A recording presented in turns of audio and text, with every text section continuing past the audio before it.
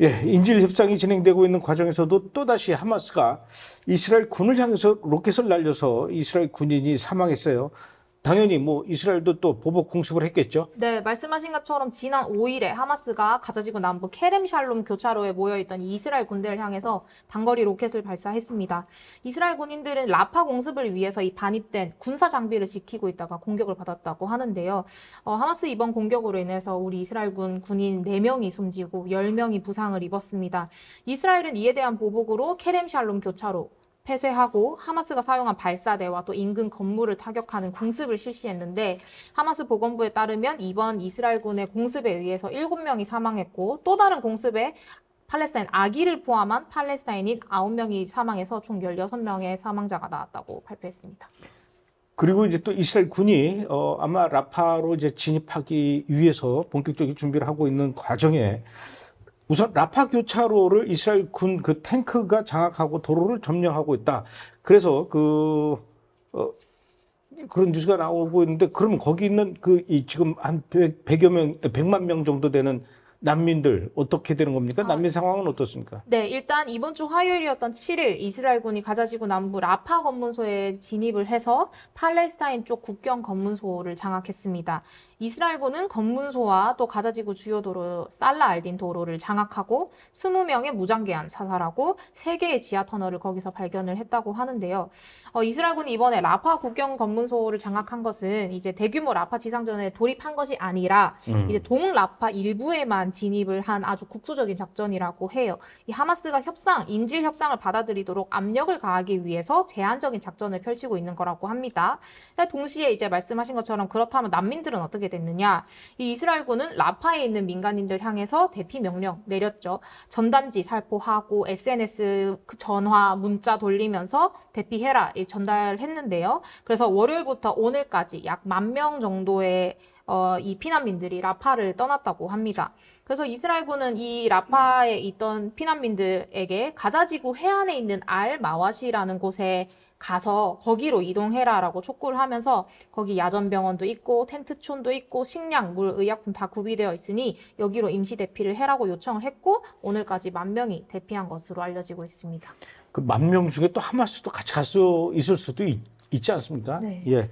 자, 이스라엘 군이 어쨌든 라파 교차로를 점령했다라는 것은 이제 본격적으로 이제 앞으로 지상전에 대비하겠다라는 것 같아 보이는데 그래서 그런지 지금 미국이 이스라엘을 향해서 보내려고 했던 그 무기의 선적을 중단했다. 이런 뉴스가 있어요. 이스라엘로 무슨 무기들을 보내려고 했었고 왜 이게 중단된 겁니까? 네, 바이든 행정부가 이스라엘로 보내는 이 폭탄의 대량 선적을 일시 중단했다고 합니다. 미국이 무기 선적 보류한 것은 지난 10월 7일 이후 처음 있었던 일인데요. 미국이 선적을 중단한 폭탄은 2,000파운드짜리, 킬로그램으로 환산하면 약 900kg짜리 폭탄 1,800개, 그리고 500파운드, 약 225kg짜리 폭탄 1,700여 개를 중단을 했다고 합니다. 미국이 이렇게 선적을 중단한 이유는 이스라엘군이 혹시 라파에 전면전에 돌입을 해서 인구가 밀집된 지역에 이 2,000파운드짜리 폭탄을 사용할까봐 우려가 되어서 그 선적을 중단했다고 합니다. 이어서 미국은 또 이스라엘에 보내는 정밀 유도 폭탄의 이 선적도 일부러 지연을 시키고 있다고 해요. 그래서 이 정밀 유도 폭탄을 이스라엘에 판매하는 건에 대해서 우리는 승인을 보류한다. 이렇게 얘기를 하면서 이스라엘 라파 진입하지 마라. 우리는 지지하지 않는다라는 압박의 메시지를 계속 표현을 하고 있고 이렇게 돌려서 표현하는 것 말고도 바이든 대통령은 오늘 대놓고 또 압박의 메시지를 보냈어요. 이스라엘이 라파에 대한 대규모 공격에 나설 경우 공격 무기, 포탄 지원 우리는 중단할 거기 때문에 이스라엘은 라파 작전 그리고 미국의 군수 물자 사이에서 선택을 해야 할 것이다 라고 아주 노골적인 경고를 했습니다. 미국이 이스라엘에다가 보내려고 했던 그 무기들 이게 사실 미국 국회에서 다 허가가 나고 인준이 난 건데 이렇게 일방적으로 이렇게 조 바이든이 이걸 중단하게 되면 이것도 뭐 문제가 될 거라고 그러더라고요. 그거는 이따가 2부에서 조금 더 구체적으로 얘기를 좀 들어보도록 하겠습니다. 네. 그런데 이 가자지구의 그 구호 트럭이 들어가는 그 관문이 아까 이 하마스가 로켓을 날렸던 그 케렘 샬롬 그 검문소라고 하는데 이걸 이스라엘 군인이 그 공격받은 이후에 막았다가 오늘 다시 또 열었다면서요? 네네네.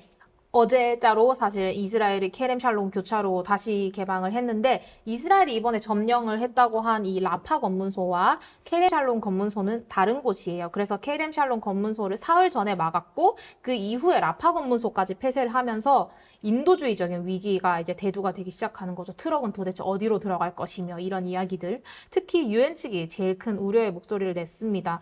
가자에 남아있는 연료가 지금 하루치밖에 없기 때문에 교차로 빨리 개방해라라고 촉구를 했으니까 요 압박이 그대로 미국에 들어가면서 네타냐후 총리한테 전화가 온 거죠. 바이든 대통령에게 8일에 케렘 샬롬 교차로 다시 열어라. 압박 전화가 와서 그 약속을 했어요. 8일에 다시 열겠다. 그래서 어제자로 케렘 샬롬 검문소가 다시 열리고 인도주의적 지원이 이제 들어가기 시작한 거죠. 이런 걸 볼 때 이제 이스라엘이 상당히 미국 눈치를 많이 보고 있다라는 걸 알 수 있습니다. 야, 그 문을 열어라 닫아라 이것까지도 미국 대통령이 전화로 지시를 하네요. 나 참. 자, 그런가 하면 또 북쪽에서는 레바논의 헤즈볼라가 이스라엘 향해서 드론으로 공격을 했다. 이스라엘 쪽 피해가 있습니까? 네, 이번 주에만 헤즈볼라 공격으로 3명의 이스라엘군이 사망했습니다. 월요일 오후에는 이스라엘 북부 메툴라 인근에서 폭발물이 장착된 드론 공격을 받아서 예비군 2명이 사망하는 일이 있었고 어제는 레바논에서 대전차 유도 미사일 그리고 박격포가 날아와서 이스라엘 북부 군사기지에 그게 공격이 갔나 봐요. 그래서 20살짜리 현역 군인 1명이 또 사망했습니다. 그래서 갈란트 국방장관은 어제 이스라엘 북부에 주둔하고 있는 이 군인들을 향해서 다가올 여름은 아주 뜨거운 여름이 될 것이다. 이렇게 이야기를 하면서 이스라엘 북부 국경에 대한 확전 가능성 암시했습니다.